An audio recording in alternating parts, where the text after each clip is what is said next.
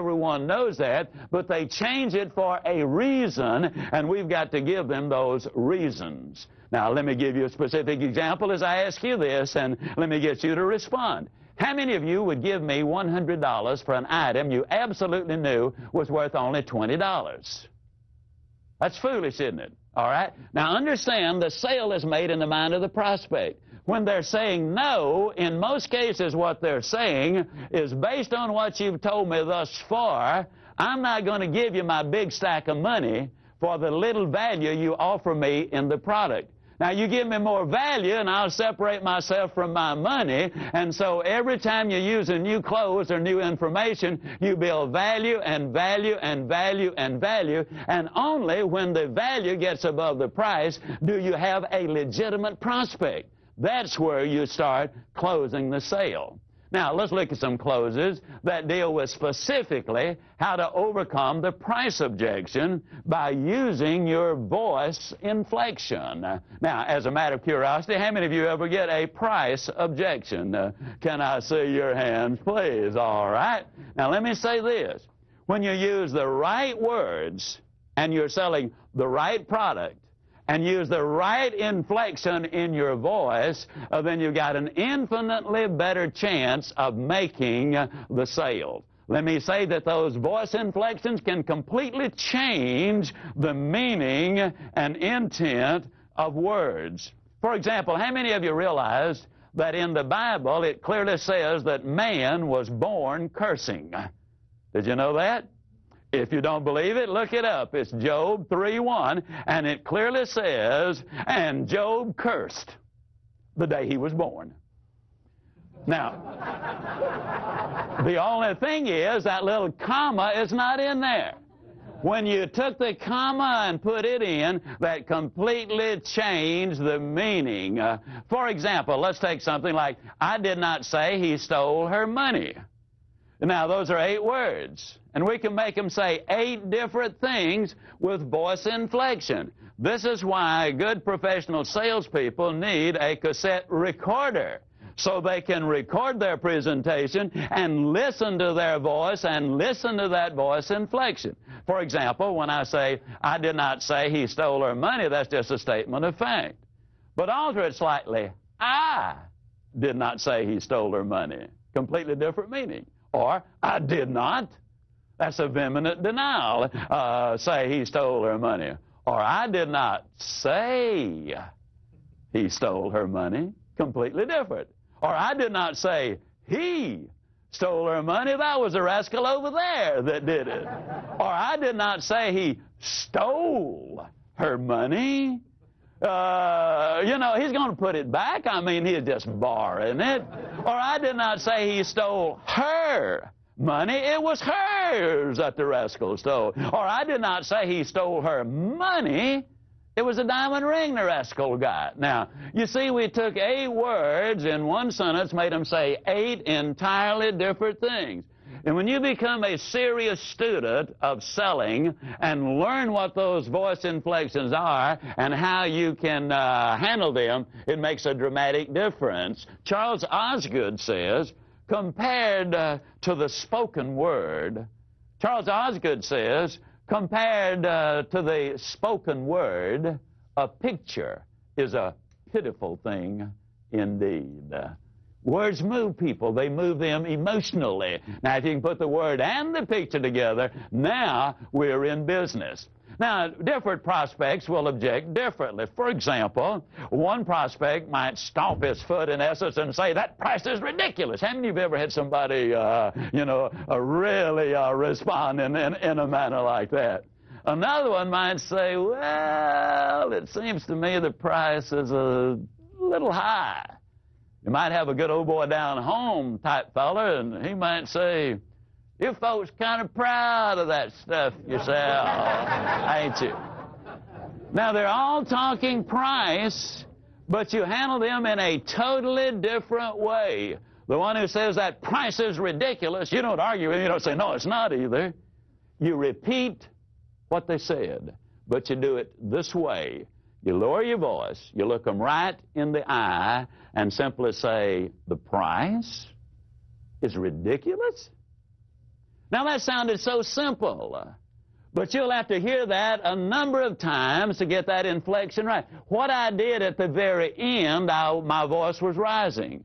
And what that does is it physically moves the objection back to the prospect side of the table. You are now selling on offense instead of defense because the prospect now has to defend their statement instead of you justifying the price. Now, because everything is selling, ladies, let me go ahead and tell you this, that works infinitely better even at home. For example, let's say that you beat your husband home, and you've had really a tough day, and as he walks in, you greet him warmly, of course, and give him a big old smooch, you know, and then you back up about 3 steps, you look at him and a big old smile and say, honey, did you want to take me to Alamans or Farfallows for dinner? He might say, I don't want to take you anywhere to dinner. You don't argue with him. You just simply repeat what he said. You don't want to take me to dinner, hon? It almost ain't fair. It really is not. Now, let's say that it's grass cutting time, and so you say to your 14-year-old, okay, son, it's time to cut the grass. I don't want to cut the grass. You don't argue with him. You repeat what he said. You lower your voice. You look him right in the eye and say, you don't want to cut the grass, son? I can absolutely guarantee, whether you want them to take their toys to the back room or cut the television set off or get the repair person to come out and repair the air conditioning on a brutally hot Friday night, I can tell you it works dramatically better. Now, let's look at it another way. Let's say that one prospect might say, well, you know, the price is a little bit high. Then we got a lot of different ways. For example, I call this the like it close. I simply say then, well, let me ask you, do you like it?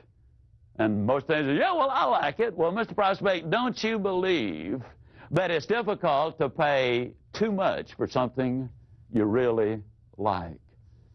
Well, they might say, well, you got a point, but yeah, I think you can pay too much for something you really like. But you've just crossed a little barrier. You now have got them thinking along these lines. And let me point this out. Sometimes when they object to the price, that's not the objection at all. So early on, you need to smoke it out. Is that the objection? And you do that simply by saying, well, let me ask you, if there were a way I could show you that the price not only is fair, but actually is more than fair, would you go ahead and take advantage of the offer that we're making to you this evening? Now, or this morning, or whatever. What you're really doing is trying to smoke out the advantage. You're trying to smoke out whether or not the price really is the, the objection they're raising. Now, let's say they say, well, yeah, the price is the problem that I'm having with it. Then what you do is, if there were a way I could show you how you can legitimately justify this price and take advantage of our offer, would you be willing to go ahead and start enjoying the benefits today? Now, if they say no, then what you need to do is to smoke out the real objection, because price really is not it. But if the answer is yes, then you simply ask the question, well, do you like the product? And most of the time, you're going to get an answer. Well, then the next question, don't you agree that it's difficult to pay too much for something you really like? Now, a lot of times that forces them to start that thought process, and you've just taken one step towards closing that sale. Then if they say yes, then you say, well, it's okay to do something nice for yourself. Now, if the answer is no, then you move into what we call the fear of loss close. And you do that with simply making this statement. Wouldn't you agree that it's better to invest a little more than you had planned instead of less than you should? Now, here's the reason I ask you that question. If you invest a little more than you had planned, you're talking peanuts. If you invest less than you should, and the service or product you buy won't do the job you need it to do, then you literally have lost everything. Now, if the prospect says the price is still too high, then you move to what we call the how much too much clothes. For example, for 15 years, I was in direct sales. I sold heavy-duty stainless steel cookware, and it carried a premium price for a very justifiable reason. And a lot of times the prospect would say, well, yeah, your product is too much. And I'd say, well, give me a figure. How much too much? And they'd say, well, $200 too much. Now, I would always write the $200 down. And then let me give you this little bit of data.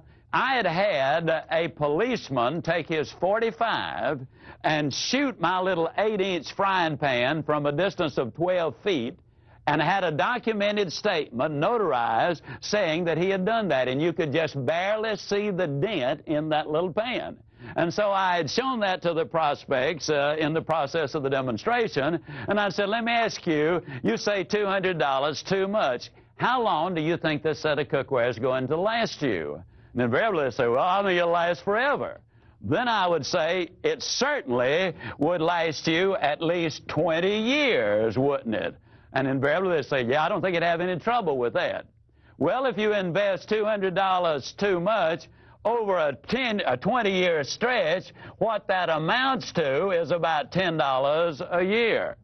And if you break that into pennies, it means really that for just 3 cents a day, you can go ahead and have the finest equipment that you can get anywhere at any price.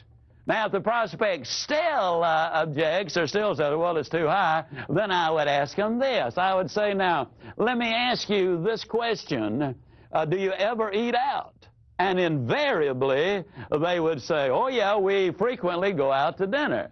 Then I would simply say to them, well, let me ask you, do you tip the waitress? Invariably, they say, or waiter. They say, oh, yeah, we always tip. Well, this was a number of years ago, and so I would use a lower price. I would say, well, now, how much do you generally tip? And they would say, well, at least $1. Then I would say, well, now, let me tell you what you're giving $1 for. That is to have the food brought from the kitchen and put on the table.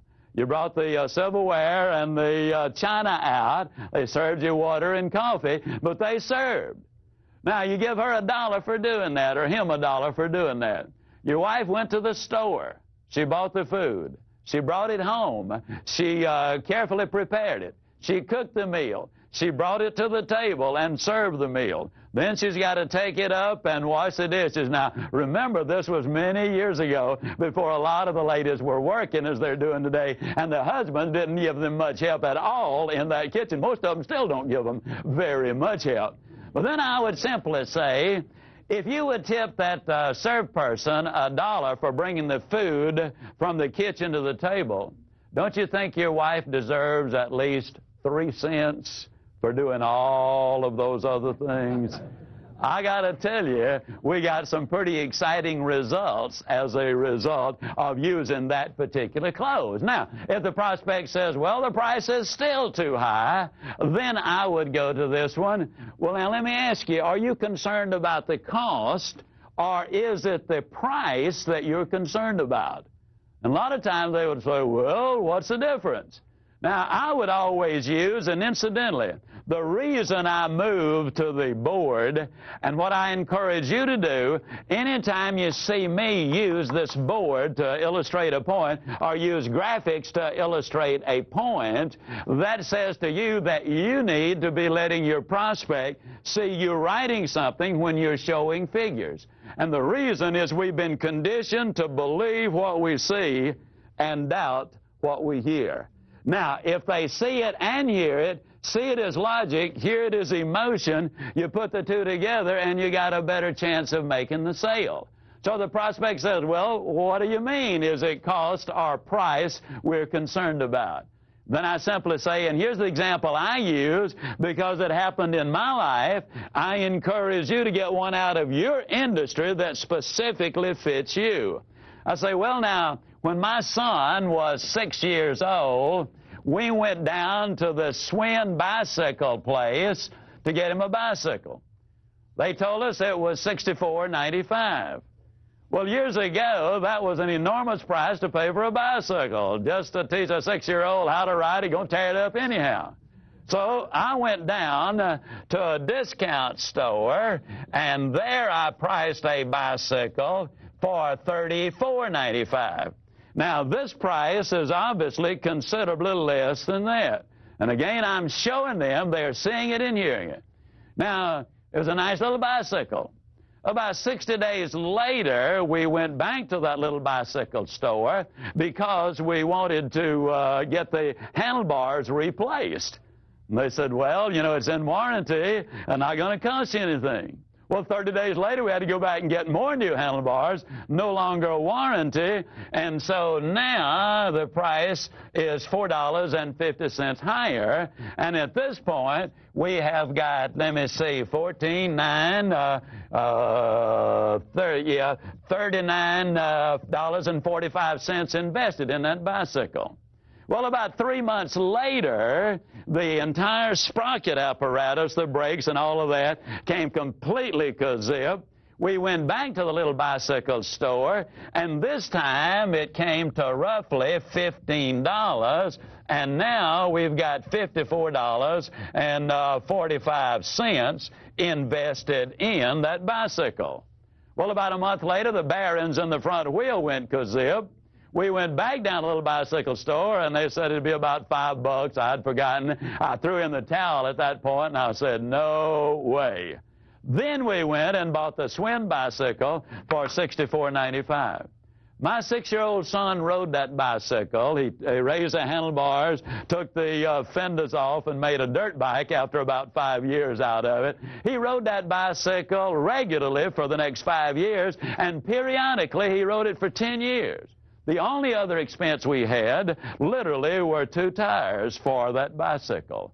Now, let's look at what I've just said. The price of this one was considerably more than the cheaper bicycle.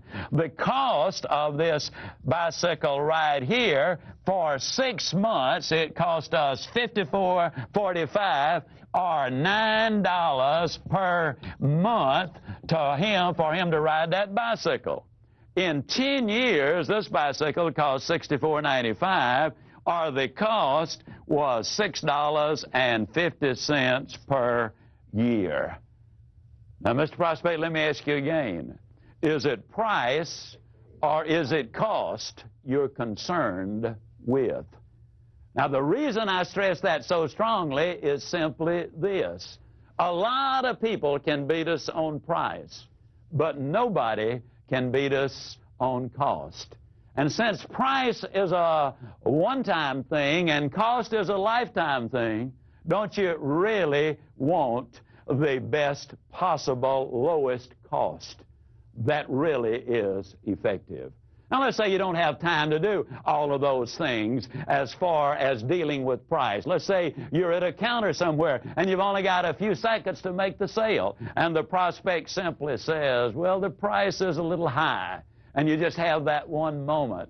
You look your prospect right in the eye, and you simply say to them, you know, Mr. Prospect, many years ago, our company made a very basic decision. We decided that it would be easier to explain price one time.